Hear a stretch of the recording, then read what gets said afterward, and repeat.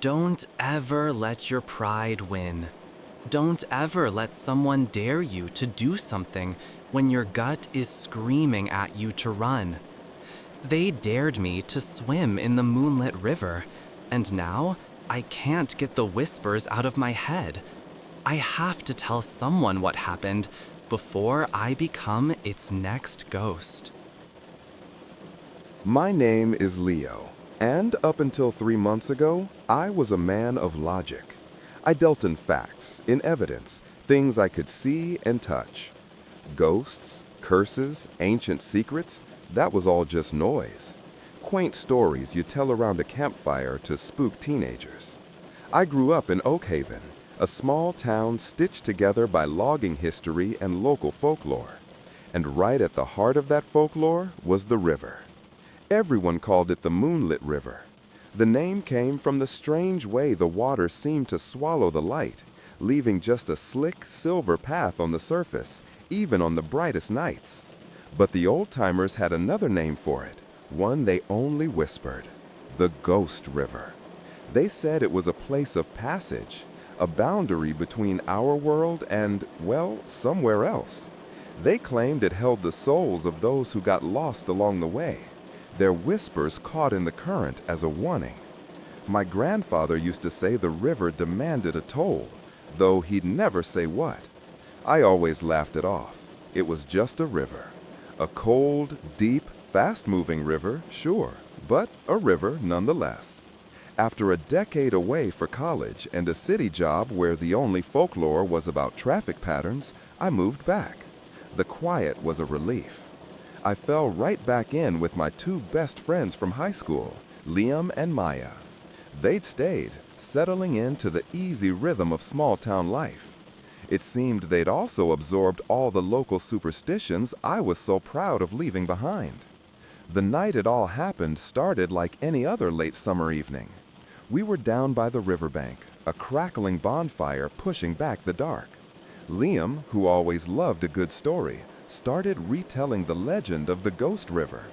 He went on about people vanishing near its banks, the sounds of wailing on moonless nights, and the old saying that the river never gives up its dead. "It's a thermal inversion," I said, poking the fire with a stick. "Cold water from the mountain springs meets the warmer air. It creates fog and weird acoustics. It's just science." Maya shivered and pulled her jacket tighter. "It's more than that, Leo. You can feel it. This place is sad."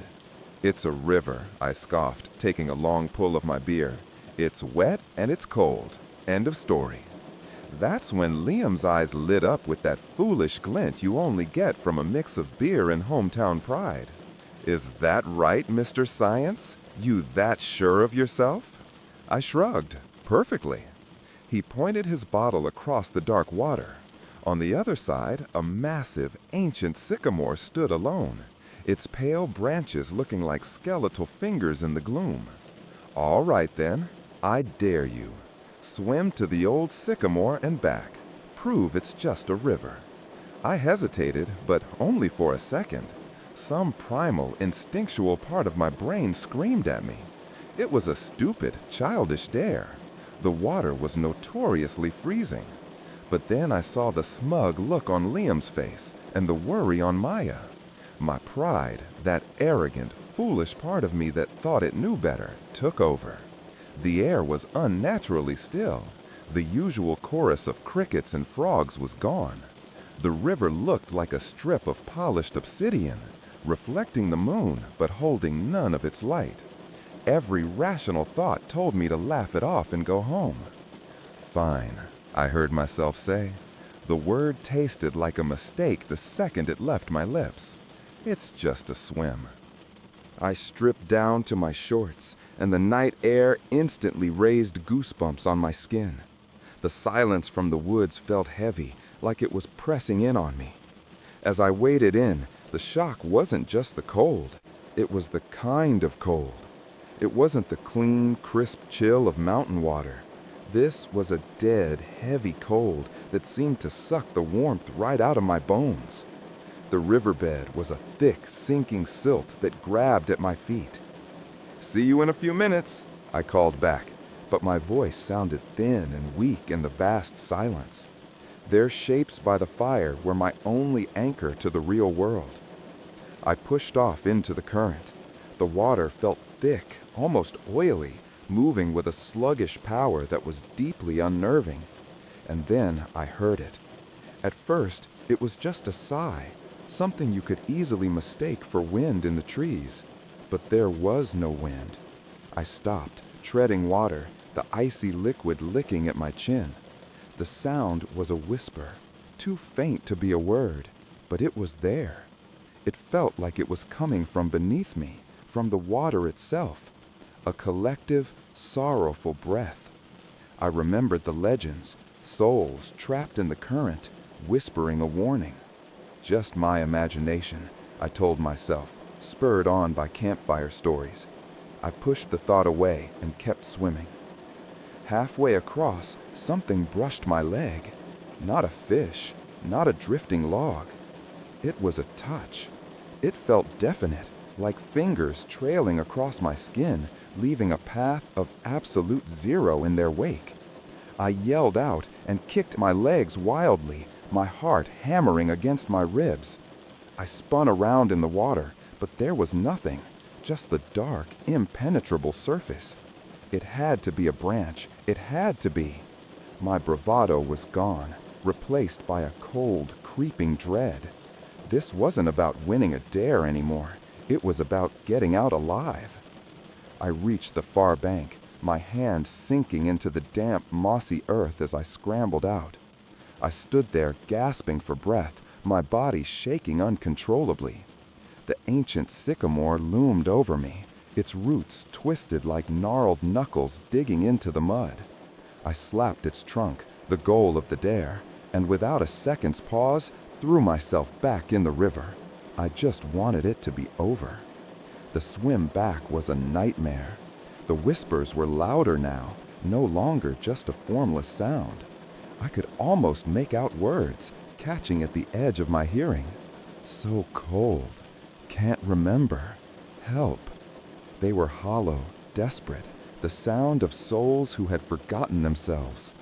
The Greek myth of the river Lethe flashed through my mind, the river of forgetfulness. These weren't just whispers, they were pleas. Then the touch came again.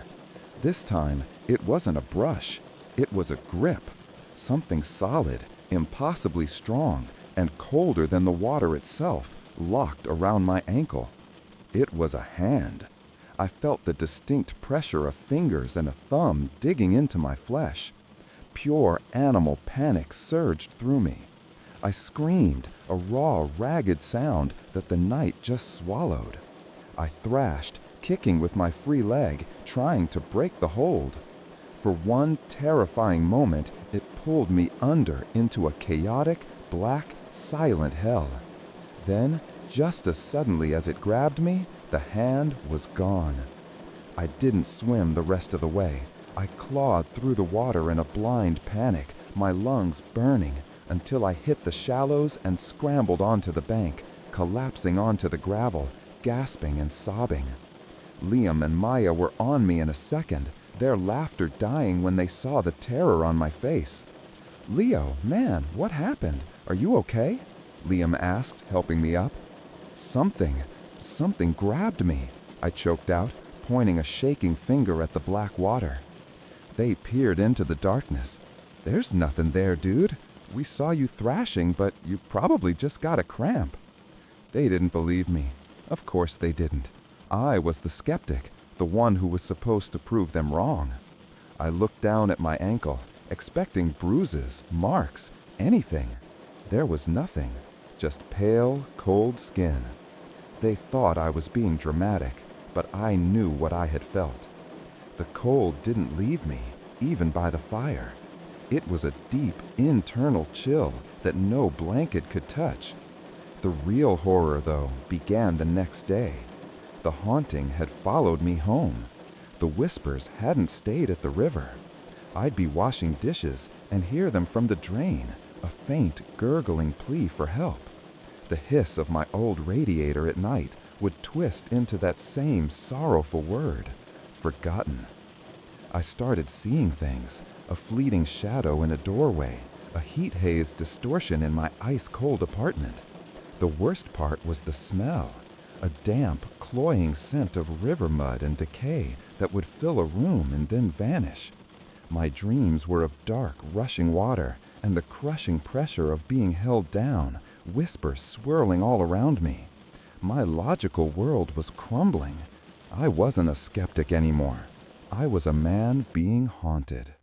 Before I tell you what I found and what I had to do to make it all stop, I have to ask, have you ever experienced something you just can't explain? Something that shattered your reality? Let me know in the comments. It helps to know you're not alone. And if you want to hear more stories from the edge of our world, make sure you subscribe. Weeks bled into a haze of sleeplessness and fear. I was a wreck. I avoided my friends, called in sick to work. The confident, rational man who waded into that river was gone, replaced by a paranoid ghost of himself. I knew I had two choices: let this thing drive me insane or fight back. And fighting back meant understanding my enemy. My first stop was the Oak Haven Historical Society, a dusty room above the library run by a woman named Mrs. Gable. I told her I was researching old milling operations on the river, a believable lie. She was just happy to have a visitor and left me with archives that smelled of vanilla and decay. For days, I pored over brittle newspapers and faded maps. I found dozens of references to the river. Drownings and boating accidents, of course. But there was more. Mentions of people who just wandered off near the riverbank, never to be seen again. An article from 1888 called it the River of Sorrow. The breakthrough came from a crumbling journal written by one of the town's first ministers. He wrote about the river, describing it as a sentient and malevolent thing. And he told a story. The story of Silas Croft. Silas was one of the first settlers, a man who saw the river as a resource to be conquered. He built a grist mill, the town's first industry. But to power it, he dammed a tributary, changing the river's flow and, in the process, flooding a sacred burial site of the native tribe that lived there for centuries. The minister wrote that the river itself turned on Silas. A curse was laid. His wife and child were swept away in a flash flood that destroyed the dam. Consumed by grief and madness, Silas threw himself into the river. But he didn't just die. His soul became the river's first permanent resident, the oldest ghost.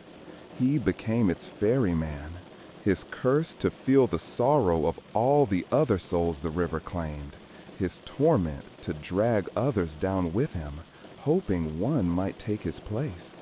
He was the one holding them there, forcing them to drink the water of forgetfulness until they no longer knew who they were.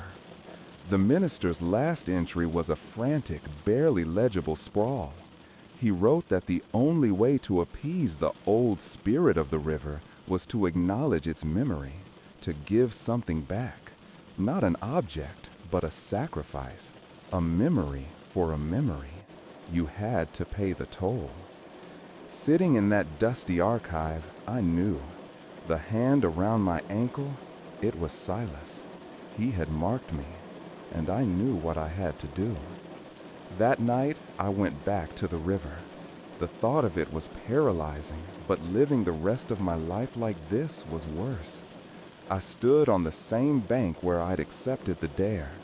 The water was black and silent. My hands trembled. "Silas Croft," I said, my voice cracking. "I know your name. I know your story.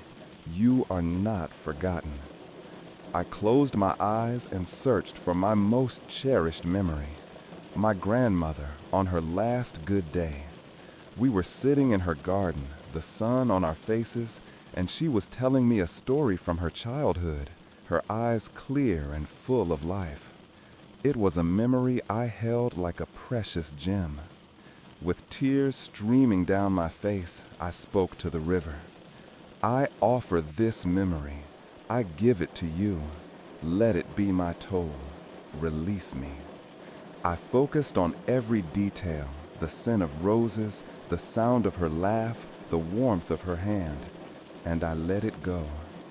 I felt a sudden, violent wrench inside my head, a feeling of profound, instant loss. It was like a piece of my soul being torn away.